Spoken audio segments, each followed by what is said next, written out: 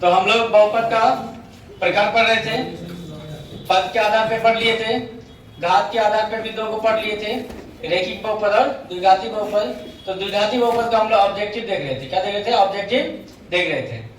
तो द्विघाती बहुपद में क्या होता है, यदि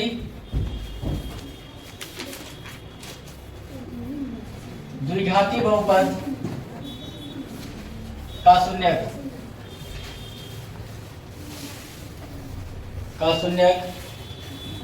अल्फा तथा बीटा हो, अल्फा तथा बीटा हो, तो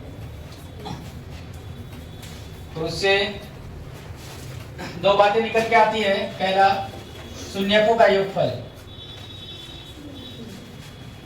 शून्यकों का योगफल बराबर होता है, इसको हम लोग ऐसे लिख सकते हैं या इसको बोल सकते हैं अल्फा प्लस बीटा बराबर होता है माइनस बी बाय ए। ये होता है शून्यकों का योगफल। दूसरा फॉर्मूला आता है इससे शून्यकों का गुणनफल, शून्यकों का गुणनफल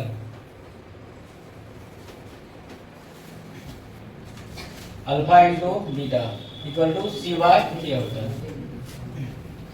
एक तीसरा होता है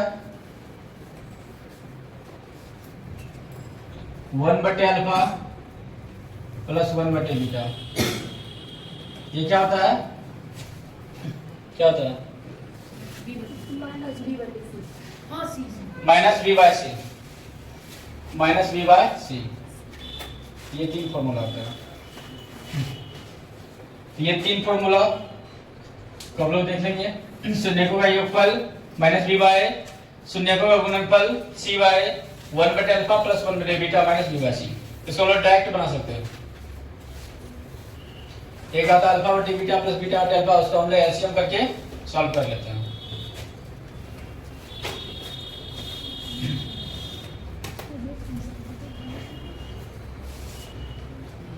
चौथा क्या आता है?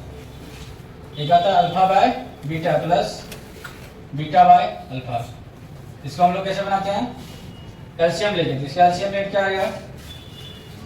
इसका एलसीएम अल्फा इंटू बीटा आएगा। तो ये अल्फा से कट जाए तो क्या जाएगा? अल्फा कट जाएगा तो क्या आ जाएगा? बीटा सब बीटा कट जाती है, अल्फा स्क्वायर और प्लस बीटा स्क्वायर। अब ये फॉर्मूला पाया था A square plus B square. इसका फॉर्मूला क्या होता है? ए प्लस बी का whole square minus 2 alpha into beta. अब बट्टे क्या होता है? Alpha into beta. अब आगे हम लोग क्या करते हैं? इसका वैल्यू दिया होता है अल्फा प्लस बीटा। क्या लिख सकते हैं हम लोग? माइनस बी बाय, और इसको सी बाय और इसको करके आगे इसको सॉल्व किया जा सकता है। ठीक ना? तो ये चार फॉर्मूला इसमें देखने को मिलता है। जिस टाइप का क्वेश्चन देगा उस टाइप हम लोग सॉल्व कर लेंगे। लेकिन ये तीनों बहुत ज्यादा पूछा जाता है, डायरेक्ट पूछा जाता है कि मूलों का योगफल क्या होता है, तो माइनस बी बाय होता है। मूलों का गुणनफल क्या होता है? सी बाय होता है। 1/अल्फा प्लस 1/बीटा क्या होता है? माइनस बी बाय सी होता है। अल्फा बटे बीटा प्लस बीटा बटे अल्फा, तो इसका एलसीएम लेके फॉर्मूला यहाँ पुट करके सॉल्व कर लिया जाता है। ये समझ में आ गया सबको? अब जैसे एक क्वेश्चन हम लोग देखते हैं इसमें,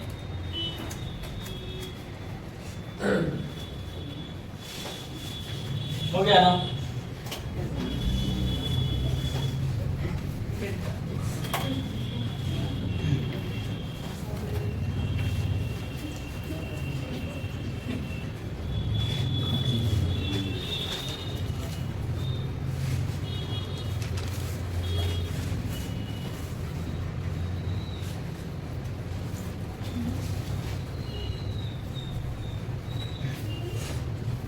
क्वेश्चन देखते हैं। X square minus 7x plus 12।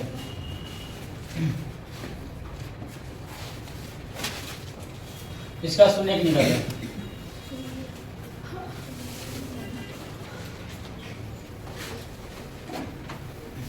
इसका शून्यक कैसे निकाला जाता है? हम लोग पीछे के क्लास में रैखिक बहुपद का शून्यक निकालना देखे थे। क्या देखे थे? माइनस बी बाय ए। ये क्या द्विघाती है ना? इसका हम लोग पहले क्या करेंगे? इसका गुणनखंड करना पड़ता है। क्या करना पड़ता है? गुणनखंड। तो गुणनखंड बताए थे हम। इसका गुणनखंड कहते हैं फर्स्ट टर्म और लास्ट टर्म को गुणा किया जाता है। कितना होता है? 12x² आ जाएगा। अब ये 12 का क्या करेंगे? गुणनखंड निकालेंगे। तो 12 का गुणनखंड क्या होता है? 4 गुना 3 12 होता है, 6 गुना 2 12 होता है, 1 12 गुना 1 12 होता है। ये 3 गुणनखंड होता है ना 12 का। अब इसमें से कोई एक गुणनखंड यहाँ पे पुट किया जाएगा। वह कैसे होगा? जोड़ने घटाने पे बीच वाला पुटना चाहिए। बीच में क्या है? -7 है, तो किसको जोड़ने घटाने पे 7 पुट सकता है? 12 1 को जोड़ेंगे घटाने 7 नहीं आएगा, ये नहीं आएगा। 6 2 से भी 7 नहीं आएगा, इससे आएगा ना 7। यहाँ 4 3 7 हो रहा है, अब गुना करने 4 क्या 12 हो रहा है ना। गुना करने के बाद ये आ जाए और जोड़ने घटाने के बाद क्या आ जाएगा? बीच वाला आ जाए, ठीक है। अब माइनस प्लस इसके अनुसार लगेंगे, माइनस प्लस इसके अनुसार। यहाँ -7 है, तो यहाँ -4 और -3, उसके बाद आएगा -7 आएगा ना। अब इसको हम लोग क्या करेंगे? 3 पद को बनाएंगे 4 पद, तो क्या लिखेंगे? x², इसके बदले में क्या आ जाएगा? -4x -3x अब +12। अब 4 पद हो गया ना, तो पहला 2 पद अंतिम 2 पद ये दोनों में कॉमन लेंगे। तो पहला 2 पद में क्या कॉमन है? दोनों में x आ रहा है, x कॉमन ले लेंगे। तो यहाँ क्या है? x आया, यहाँ क्या है? -4 आया। ये दोनों में क्या कॉमन आ रहा है? कॉमन लेने का मतलब होता है भागा देना। तो -3 से दोनों डिवाइड हो रहा है, तो -3 कॉमन लेंगे। यहाँ क्या है? x आएगा, यहाँ प्लस है, माइनस तो माइनस आ जाएगा, 3 चौका 12 आ गया। अब ये दोनों में क्या? अब ये दोनों में x -4 है, तो x -4 फिर कॉमन आ जाएगा, x -4 फिर कॉमन आ जाएगा। तो यहाँ क्या बचा? इसमें x बचा, यहाँ क्या बचा? -3 बचा। तो ये इसका आ गया गुणनखंड। क्या आ गया? अगर कहता सिर्फ गुणनखंड निकाले तो ये इसका गुणनखंड हो गया। अब ये कौन सा बहुपद बन गया? रेखिक में आ गया ना। अब रेखिक का तो हम लोग जानते हैं, या 0 करके निकाल सकते हैं, या -b/a करके निकाल सकते हैं। तो हम लोग को शून्य निकालना है, तो हम लोग क्या कर देंगे? 0 करके निकाल लेंगे। यहाँ x -4 बराबर हो गया 0, तो x बराबर क्या हो गया? 4। दूसरा x -3 बराबर क्या हो गया? 0, तो x बराबर क्या हो गया? इसका 2 शून्य क्या गया? 2 शून्य क्या गया? एक ये हो गया अल्फा, ये हो गया बीटा। अल्फा बीटा निकल गया। अब अगर शून्य को का योगफल निकालना है तो ऐसे तो डायरेक्ट हम 4 के साथ कर सकते हैं। अच्छा गुणनफल क्या हो जाए? 4 3 12 हो गया। नहीं हम लोग फॉर्मूला से भी निकालेंगे, तो ये होगा। यहाँ पे हम लोग शून्य निकाल लिए। अब इसको हम देखते हैं क्या फॉर्मूला से भी निकालेंगे, तो अभी चेक भी हो जाएगा कि हम सही निकाले हैं या गलत निकाले हैं। अगर हमको निकालना हो तो अल्फा प्लस बीटा शून्य को का योगफल, तो शून्य का योगफल क्या होता है? -b/a। तो -b की जगह क्या है? तो -b की जगह क्या है? -7 है ना, और a की जगह क्या है? नहीं कुछ है, तो इसका कोएफिशिएंट 1 हो जाएगा, तो आ गया 7। तो शून्य का योगफल कितना? 7 आया ना, और ऐसे भी जोड़ के देंगे तो 4 3 7 आ गया, 7 आ गया ना, तो सही है ना फॉर्मूला। अगर गुणनफल निकालना हो तो क्या निकालेंगे? अल्फा इंटू बीटा क्या होता है? c/a। तो c की जगह क्या है? 12 है, और बटे a की जगह 1, तो कितना हो गया? 12। तो 4 3 12 आ रहा है ना। अगर 1 बटे अल्फा प्लस 1 बटे बीटा निकालना होता तो ये होता है -b/c। तो माइनस b की जगह क्या है? -7 है, c की जगह 12, कितना आ गया? 7/12, ये निकल गया। अगर alpha by beta plus beta by alpha निकालना है तो क्या करेंगे हम लोग? इसका एलसीएम लेंगे। एलसीएम क्या हो जाएगा? अल्फा इंटू बीटा, बीटा से भाग दिए तो अल्फा स्क्वायर हो गया, और ये अल्फा से भाग दिया अल्फा कट गया, तो beta into beta beta square हो गया। ये a square plus b square पे आ गया। अब हम लोग यहाँ कौन सा फॉर्मूला लगाएंगे? हम लोग माइनस वाला नहीं लगाएंगे, क्योंकि शून्य का योगफल का फॉर्मूला जानते हैं ना, तो हम लोग योगफल वाला निकालेंगे। तो अल्फा प्लस बीटा का whole square minus 2 alpha into beta, और भाग गया अल्फा इंटू बीटा। तो अब क्या करेंगे हम लोग? ये शून्य को योगफल क्या होता है? -b/a। तो यहाँ क्या करते हैं हम लोग? -b/a का स्क्वायर -2 अल्फा इंटू बीटा क्या होता है? c/a, तो c/a, और बटे अल्फा इंटू बीटा, तो c/a। सबका वैल्यू पुट कर देंगे। तो -b/a का वैल्यू क्या है? -b 7 हो गया, a की जगह क्या 1 है ना, इसका स्क्वायर 2 इंटू c/a, तो c क्या है? 12/1 है, और बटे फिर c/a, तो 12/1। 1 दे चाहे नहीं दे पेपर पड़ता है। अब इसको आगे सॉल्व कर लेंगे, क्या आ जाएगा? इसको आगे यहाँ देख लेते हैं, क्या आ जाएगा? ये 7 कैसे कितना हो गया? 49 हो गया, और माइनस कितना हो गया 12 दूना 24 हो गया, बट्टे में क्या है 12, कितना आ गया 25/12 ये आ गया। तो सारा निकाल लिया हम लोग।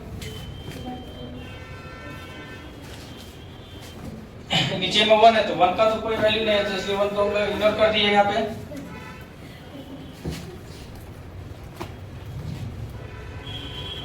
एक क्वेश्चन से हम लोग सारा चीज निकाल के देखिए। इस प्रकार हम लोग मूलों का योगफल गुणनफल सारा निकाल सकते हैं। क्लियर है ना?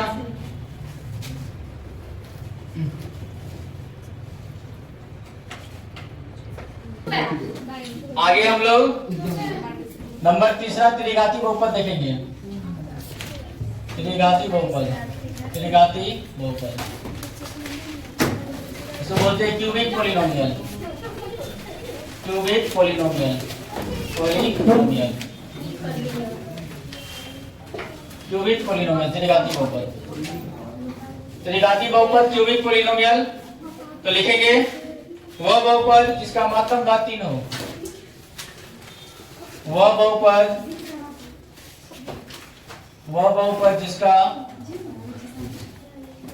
जिसका मात्रक घात 3 हो उसे त्रिघाती बहुपद कहते हैं, उसे त्रिघाती बहुपद कहते हैं,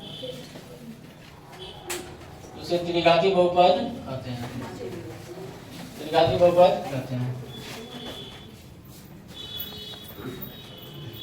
जिससे एग्जांपल में देखेंगे 4x3, तो ये भी क्या त्रिघाती बहुपद है, ये भी क्या त्रिघाती बहुपद है। और इसका पूरा लिखेंगे बड़ा सा, तो दूसरा example 4x3 plus 3x² plus 4x plus 5, ये इसका सारा इसमें आ गया। ठीक है, तो ये हो गया त्रिघाती बहुपद। तो हम लोग घात के आधार पे देख रहे थे, ये पावर क्या 3 है, तो ये क्या हो गया क्यूबिक पॉलिनोमियल हो गया। ये भी क्या मैक्सिमम पावर क्या है 3 है, तो ये भी क्या हो गया क्यूबिक पॉलिनोमियल हुआ। लेकिन अनुपात के आधार पे अगर हम काउंट करेंगे तो क्या हो गया 4 पद हो जाएगा। लेकिन ये घात के आधार पे ये भी त्रिघाती है, क्योंकि हमको पद नहीं देना, क्या देना घात देना, पावर देना, एक्सपोनेंट देना, तो वो 3 है। ठीक है, अब इसमें क्या है, अब इससे क्या क्या ऑब्जेक्टिव इससे बन सकता है क्यूबिक पॉलिनोमियल से, तो हम लोग इसका ऑब्जेक्टिव देखेंगे। अब क्या क्या होगा ये समझ में आ गया। त्रिघाती बहुपद जिसका मैक्सिमम घात क्या होता है 3 होता है, उसे त्रिघाती बहुपद कहेंगे। अब इससे क्या क्या ऑब्जेक्टिव निकलेगा, इसका ऑब्जेक्टिव देखेंगे। पहला ऑब्जेक्टिव देखेंगे, इसका घात क्या होता है, इसका घात आता है 3 आता है।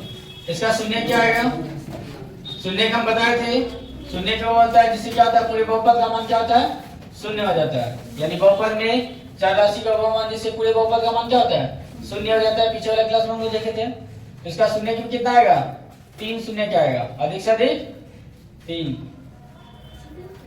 अधिक से अधिक 3 शून्य का आएगा, अधिक से अधिक 3 शून्य का आएगा, अधिक से अधिक 3 शून्य का आएगा। इसका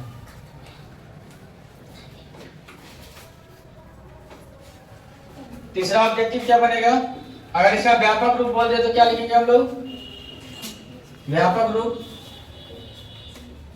स्टैंडर्ड फॉर्म,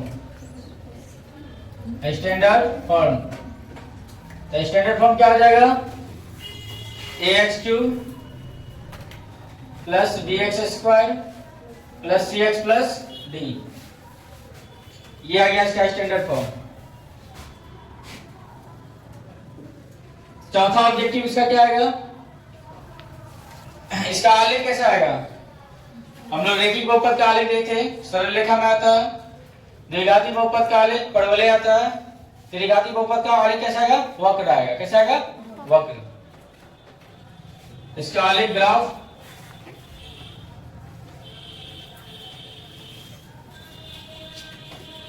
आलेख इसका क्या आएगा, वक्र आएगा, कर्व लाइन। ठीक है, यानी इस टाइप से आ सकता है। इसका एक्स अक्ष कितना जगह कटा है, एक्स अक्ष को 3 बार कटा है, 1 बार 2 बार और 3 बार। तो इसका आलेख इस प्रकार आता है।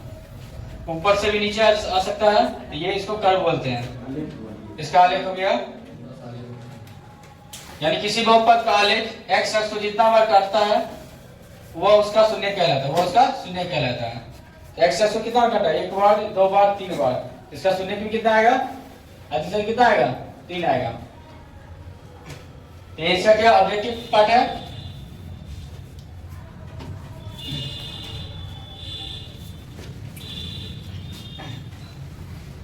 हो गया ना।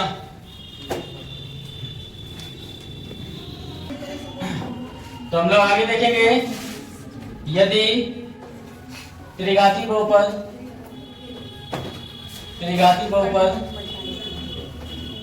का शून्यक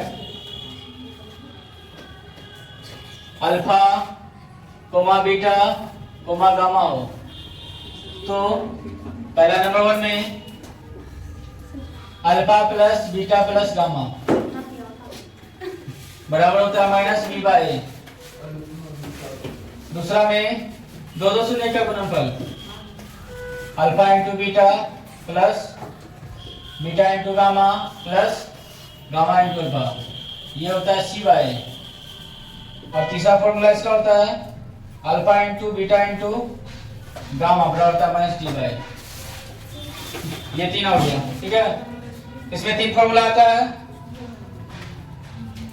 alpha plus beta plus gamma बराबर minus b by, alpha into beta plus beta into gamma plus gamma into alpha c by, alpha into beta into gamma बराबर माइनस डी बाई। ये 3 फॉर्मूला होता है इसमें।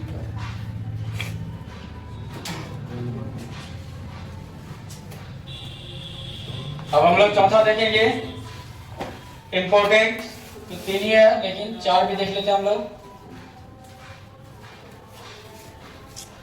चतुर्थघाती बहुपद, चतुर्थघाती बहुपद, तो 4 मामले लिखेंगे। चतुर्थघाती बहुपद,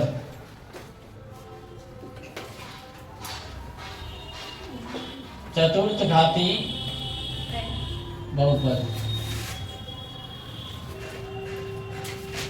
ठीक है। तो चतुर्थघाती बहुपद में लिखेंगे नाम से, इसको इंग्लिश में क्या बोलते हैं, by quadratic, by quadratic polynomial. इसमें क्या आ जाएगा, वह बहुपद जिसका महत्तम घात, जिसका महत्तम घात 4 हो, उसे चतुर्थघाती बहुपद कहते हैं, उसे चतुर्थघाती बहुपद कहते हैं।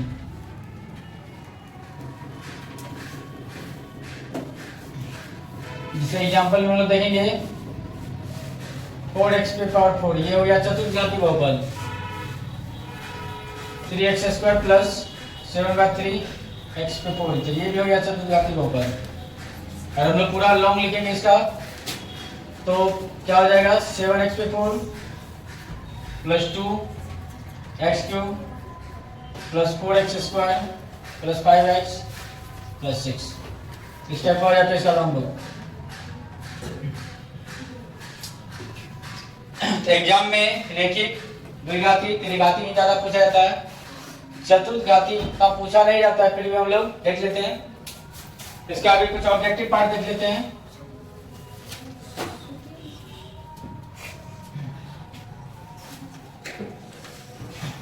इसका ऑब्जेक्टिव पार्ट भी देख लेते हैं हम लोग।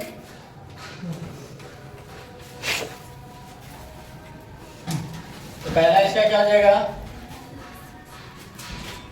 इसका महत्तम घात क्या हो जाएगा, 4 आ जाएगा, क्या आ जाएगा 4। इसका शून्यक, अधिक से अधिक शून्य कितना आ जाएगा, 4 आएगा। कम से कम 1 2 3 भी होता है, नहीं मैक्सिमम शून्य कितना आ सकता है, 4। यानी इसका 4 ऐसा वैल्यू आएगा जो कि रखने के बाद इस बहुपद को क्या कर देगा, 0 हो जाता है, ठीक ना। उसके बाद इसका शून्यक 4 हो गया, और क्या आएगा, इसका आलेख कैसा आता है, आलेख इसका कैसा आएगा, ग्राफ, इसका ग्राफ क्या आ जाएगा, वक्र नहीं आएगा, क्या आएगा, वक्र नहीं आएगा, कर्व लाइन नहीं आएगा। ये एक्स अक्ष को 4 जगह प्रतिच्छेद करेगा, इसका ग्राफ 4 जगह। इसलिए हो गया कितना हो गया, 1 2 3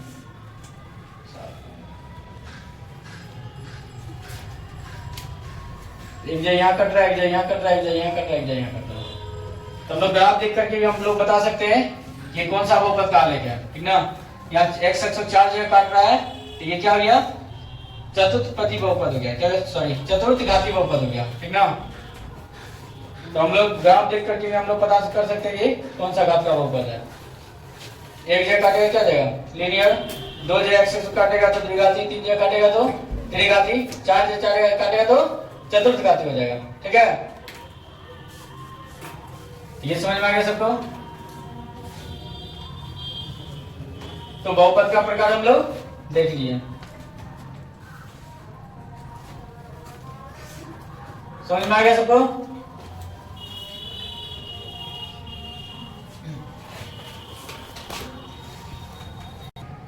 तो हम लोग देख रहे हैं बहुपद के शून्य का ज्यामितीय अर्थ, ठीक ना। यानी ग्राफ के द्वारा हम लोग बता सकते हैं ये कौन सा बहुपद है, रेखिक बहुपद है या क्वाड्रेटिक बहुपद है, क्यूबिक पॉलिनोमियल है या बाय क्वाड्रेटिक पॉलिनोमियल है।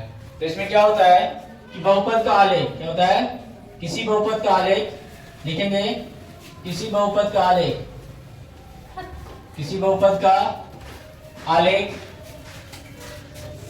एक्स अक्ष को, एक्स अक्ष को जिस बिंदु पर, एक्स अक्ष को जिस बिंदु पर प्रतिच्छेद करती है, जिस बिंदु पर प्रतिच्छेद करती है, प्रतिच्छेद करती है,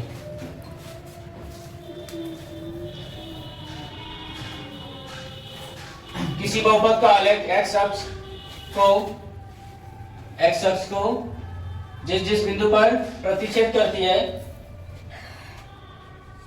उन बिंदुओं का एक्स नियामक उस बहुपद का शून्य कहलाता है, उस बहुपद का शून्य कहलाता है, उस बहुपद का शून्य कहलाता है।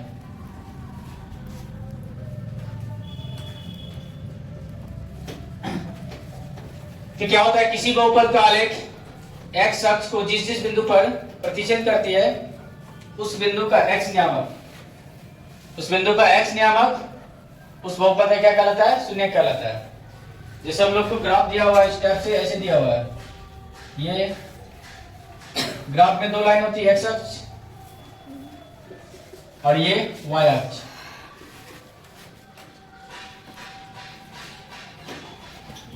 ये कितने बिंदु पे काटा एक्स अक्ष को, एक यहाँ है, एक यहाँ है, एक यहाँ है। इसका शून्य क्या हो जाएगा, 3 आएगा, क्या आएगा शून्य, कितना आएगा 3 आएगा, कितना आएगा 3 आएगा। इसका मतलब ये कौन सा बहुपद है, ये त्रिघाती बहुपद है, क्या है त्रिघाती बहुपद है, त्रिघाती बहुपद है। इससे दूसरा देख रहे हैं,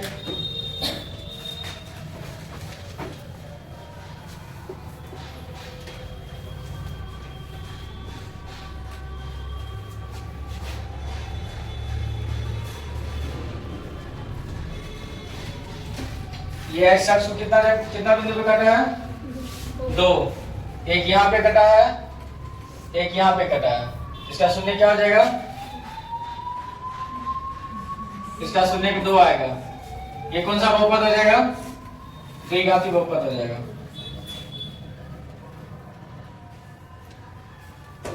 तो अगर क्वेश्चन में एग्जाम में ग्राफ दिया, उसका शून्य बताना, तो हम लोग क्या करेंगे, एक्स अक्ष को गिनती करेंगे, एक्स अक्ष पे कितना जगह कटा है वो उतना उसका शून्य होता है, ठीक है। जैसे एक और देखते हैं हम लोग,